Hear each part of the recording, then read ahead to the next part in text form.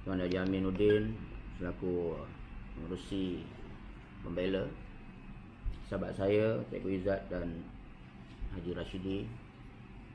Terima kasih kepada semua wartawan yang hadir. Saya menambah beberapa poin apa yang telah dinyatakan dalam ucapan isi oleh pengerusi saya tadi. Ada beberapa perkara yang kita perlu berikan perhatian. Yang pertama sekali, isu bahaya arak. Bahaya arak yang telah menghasilkan menjadi ejen pembunuh kepada rakyat. Dan yang lebih berduka cita ialah rakyat yang tak minum arak.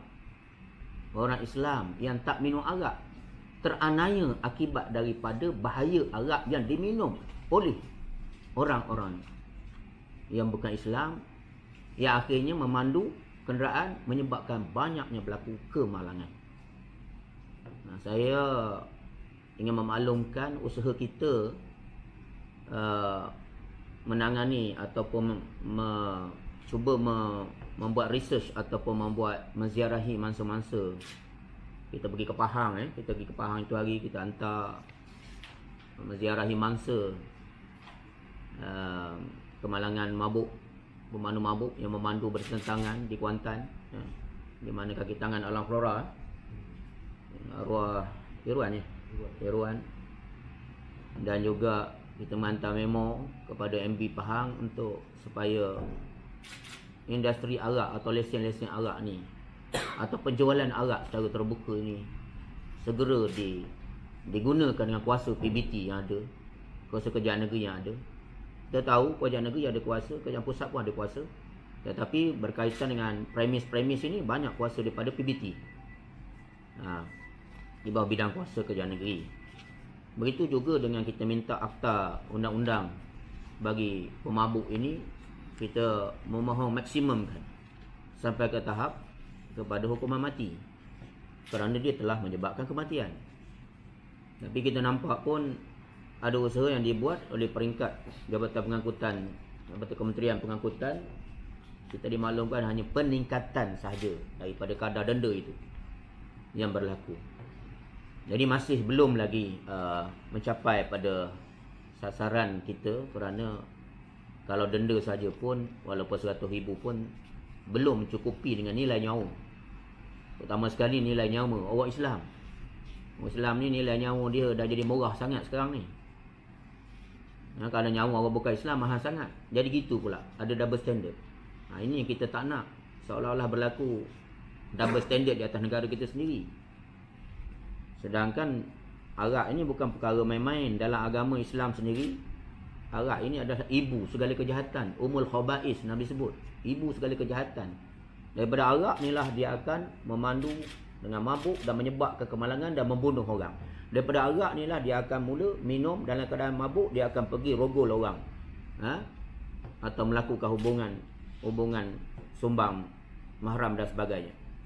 Daripada arak ni dia akan memperokkandakan rumah tangga, bergaduh, keluarga akan jadi punah ganah. Daripada arak ni lah akan berlakunya jenayah, yang menambahkan lagi kadar jenayah dalam negara kita. Kita tengok di Selangor saja, bahagian trafik memaklumkan dalam tempoh 5 bulan saja 67 kes kemalangan akibat arak. 67 5 bulan saja. Yang dulu 60 ni, angka 60 ni setahun, angka setahun. Tapi arak ni dalam kadar 5 bulan pertama saja sudah mencecah kepada 67 kes akibat daripada kemalangan. Dan benda ni berlarutan, berterusan. Baik itu kita pergi hantar pula kepada MB Selangor, berkaitan industri arak, khususnya di Selangor. Kemalangan juga banyak berlaku di Selangor, termasuk arwah Korporal Sapuan di Kajang. Dan banyak lagi lah yang baru ni di yang kita ziarah di sini, di Ulu Kelang. Kebanyakannya berlaku juga di ibu kota di Selangor. Dan juga kita telah pun melihat bahawa industri arak ni bermula sejak tahun 70-an lagi. Kilang arak seperti Kasbert, Anchor, bir apa semua tu berpusat besar menjadi industri di negeri Selangor. So kita berusaha menyuarakan hasrat kita dan kita berdoa di pintu SUK menyerahkan memo kita kepada MB. Sebab kita kalau boleh sampai satu tahap sifar arak ini. Sifar arak. Maksudnya kita kalau boleh bebaskan Malaysia, bebaskan negeri Selangor, bebaskan negeri Pahang, bebaskan negara kita daripada arak. Ini adalah tuntutan agama kita, agama Islam yang menjadi agama persekutuan negara ini yang dijamin oleh perlembagaan. Yang mana orang Melayu ni bukannya orang yang terlibat langsung dengan arak, dilarang sama sekali. Orang yang menjadi peribumi majoriti, tetapi sekarang kita melayan golongan minoriti sehingga kan golongan minoriti ini pula membawa bencana kepada golongan majoriti dalam negara ini. Melayan kononnya benda ni budaya mereka, bukannya ajaran agama mereka pun. Mereka dakwa sebagai budaya. Kita tahu tuntutan Huazong kepada Perdana Menteri, antaranya supaya segera Perdana Menteri campur tangan membenarkan kembali lesen yang dibekukan oleh Menteri Wilayah. Antaranya mereka mengatakan ini budaya kaum mereka, bukan ajaran agama, budaya. Adakah budaya minum arak ni satu benda yang mesti merosakkan masyarakat majoriti dalam negara ini? Ini tak boleh. Kita terlalu melayan kumpulan-kumpulan minoriti yang akhirnya budaya-budaya buruk mereka ini menjahanamkan golongan majoriti dalam negara kita. Dahlah bila berlaku kemalangan, kita nak cover balik dari segi hukuman pun kita terhegeh-hegeh. Tak boleh nak kuatkan hukuman kepada mandatori. Sebagaimana dadah Seksyen 39B kita boleh mandatori. Bukan kata orang yang membunuh kerana dadah, bahkan orang hanya membawa dadah saja boleh disabit kepada hukuman gantung. Mandatori. Ini pembunuh jelas, pembunuh jalan raya. Melanggar, membunuh pengguna jalan raya. Tapi hukuman kita masih lagi di kadar yang terlalu rendah. Jadi dari segi hukuman pun kita tak boleh nak kuat-kuasakan sehingga mandatori. Dari segi sudut industri arak pun kita gagal untuk menghapuskan. Sebab itulah merujuk kepada lesen arak ini, kita mengucapkan tahniah dan setinggi terima kasih kepada keberanian Tan Sri Datuk Seri Panglima Haji Anwar Musa selaku Menteri Wilayah. Memang kami memerhatikan lama perkara ini. Keberanian beliau sangat drastik membuat keputusan ini. Itu pun bukan menghapuskan semua lesen. Lesen baru saja disekat, dibekukan permohonan lesen baru. Tapi lesen lama banyak lagi. Mereka masih lagi ada lesen yang banyak berdasar pada lesen lama dan juga berdasar kepada kegiatan-kegiatan mereka dalam perniagaan mereka itu. Tetapi untuk yang baru renew di blok atas isu kerana bencana yang telah menimpa kepada golongan majoriti orang Islam yang telah mati akibat daripada langgar pemandu mabuk arak ini. Ini satu pembelaan. Sebab itu kami perlu pemimpin yang berani. Sebab kita dah lihat dahulu kerajaan sejak zaman kerajaan Barisan Nasional dulu memerintah begitu lama pun industri arak ini tak boleh disekat. Bahkan agensi-agensi kerajaan yang berjuang, begitu banyak agensi diwujudkan pun tak boleh menghapuskan industri arak ini. Bahkan lesen semakin bertambah. Begitu juga di zaman kerajaan PH.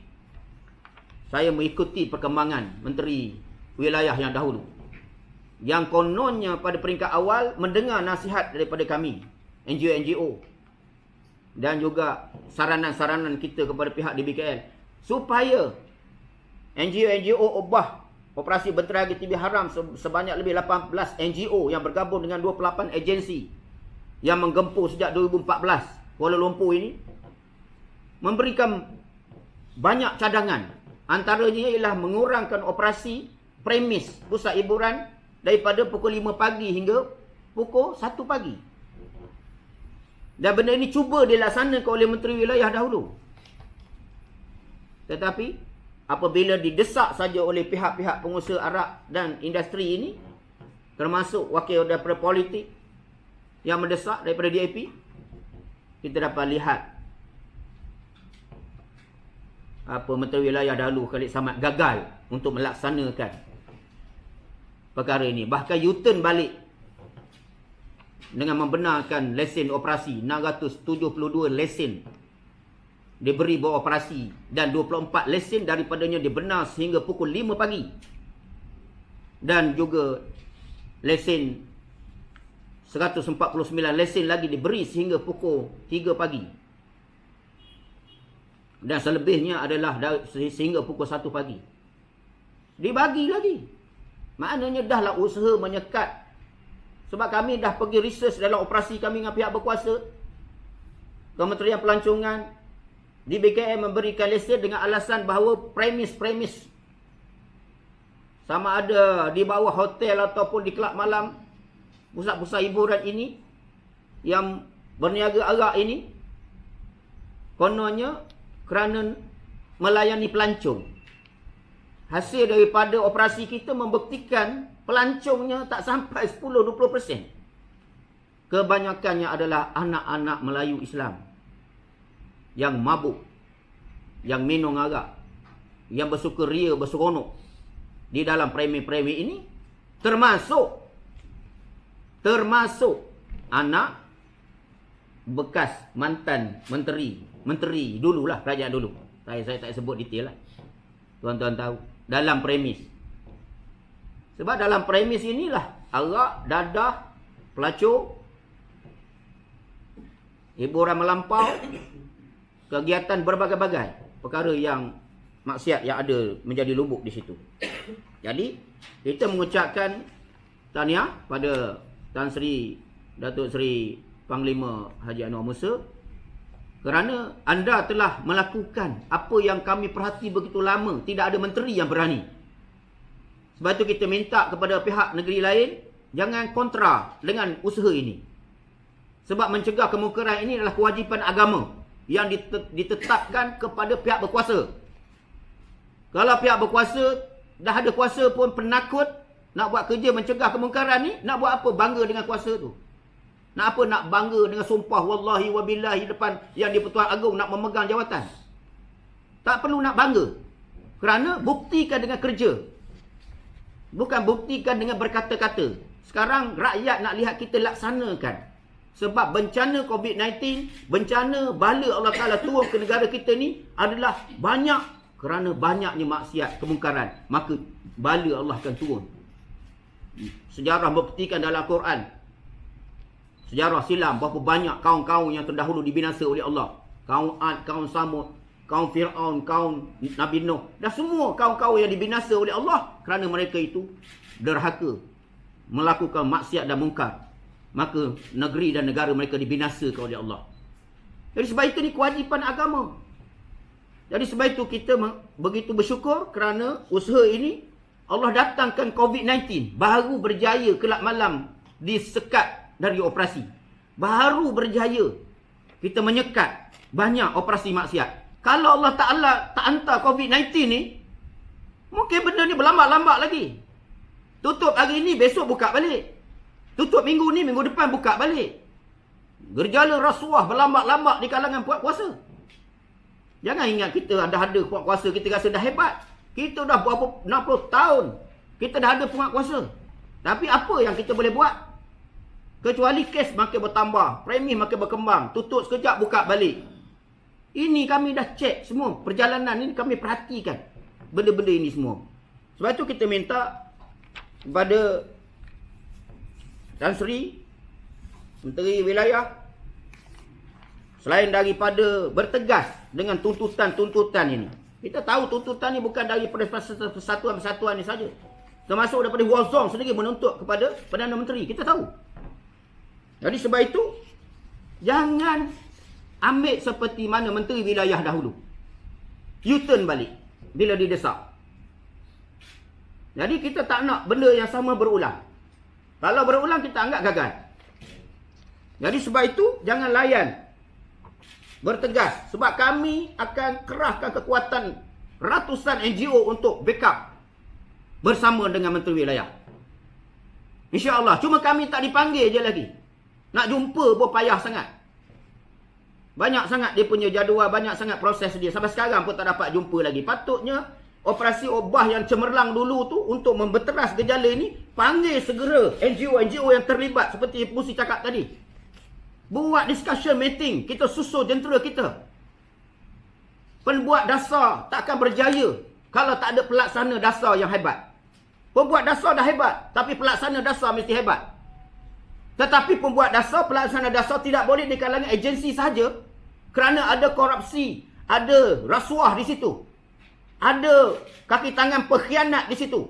Kalau itu isu pendatang tanpa izin saja, kita tengok isu parti saja. Berapa semalam 25 buat kuasa, polis apa yang ditahan kerana terlibat jadi pengkhianat.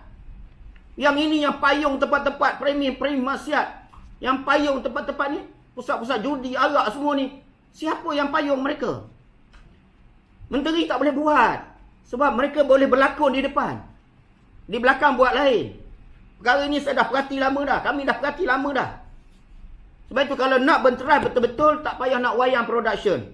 Lantik satu badan di kalangan independen, NGO, yang menjadi check and balance kepada pergerakan dasar yang dihendaki oleh menteri dan juga pelaksana dasar. Ada satu badan yang memantau, membuat check and balance. Yang mana badan ini sentiasa bekerjasama dengan SPRM, bekerjasama dengan bahagian integriti, enforcement di peringkat jabatan-jabatan. Baru kita boleh buat kerja. Kalau tidak, mungkin menteri cakap cantik, tapi pelaksanaan di peringkat bawah belum tentu. Dan akhirnya NGO disisihkan dan rakyat akan lihat benda tu berulang. Jadi polemik ini takkan selesai. Kita tak nak berlaku bala Allah yang lebih dahsyat daripada COVID-19. Macam mana sekali Allah hantar ombak tsunami, hancur 350 ribu. Tengok dekat Aceh. Tengok Allah hantar di mana tu baru ni? Indonesia tu yang tenggelam. Di mana? Yang ditelan bumi tu, di pulau apa tu? Palu. Jangan. Kita na'udzubillah min zalik. Kita ni dahlah kalau ikut border kita ni keliling laut. Gempa bumi datang negara jiran pun bergegar negara kita. Kita takut bala Allah akan turun bila gagalnya pihak berkuasa menyekat ataupun menghapuskan kemungkaran. Nah, saya juga melahirkan kekesalan ada pihak-pihak lain dalam kala Tan Sri Menteri Wilayah bersungguh untuk menyekat ni, ada pula hak lain, pihak lain kata bagi laluan, kita kena hormati hak orang bukan Islam minum arak, kita kena berikan apa hak mereka. Apa hak pula, apa pula nak hormat pula? Orang minum arak ni bukan kerja baik, kerja benda buruk. Nak bagi hak jadah apa pula? Benda yang membunuh orang, benda yang merosakkan masyarakat, benda yang dilaknat oleh Nabi, benda yang bukan ajaran agama. Tak perlu nak bagi hak, tak perlu nak hormati. Tetapi kita nampak bila ada yang bertegas, ada yang tidak bertegas. Kita minta sekali lagi tolong konsisten dalam mencegah mungkar. Sebab pihak berkuasa tanggungjawab besar. Kalau setakat nak buat kerja amal makruf, saya cakap NGO pun dah berlambak buat kerja amal makruf. Sampai keluar negara misi kemanusiaan NGO buat. Tak heran buat kerja amal makruf. Kerja yang paling besar pada yang kami tak ada di peringkat NGO ni ialah kerja mencegah kemungkaran. Sebab kami tak ada kuasa. Kuasa ni ada pada kerajaan. Pada kerajaan yang kena buat. Jadi sebab itu kita juga tahu benda ni sedang beroperasi. Saya juga dapat risikan daripada tim-tim kami, daripada peringkat risikan kami, memang banyak dah. Di Lembah Kelang, di mana ni dah ada dah. Mereka dah beroperasi di zaman COVID-19 ni. Secara bukan senyap-senyap. Ini yang polis dapat serbu. Yang tak serbu banyak lagi. Yang mereka dah bergerak. Jadi, kalau sekiranya perkara ini tidak dapat disekat, dia akan berulang seperti biasa. Nanti kita bimbang COVID-19 dah reda, tetapi maksiat akan terus kembali berleluasa. Industri arak akan terus berkembang. Lesen-lesen diberi semula. Apa akan jadi pada negara kita? Jadi sebab itu, kalau berlaku bala lagi akan datang ni, cari balik pemimpin yang penipu ni. Munafik.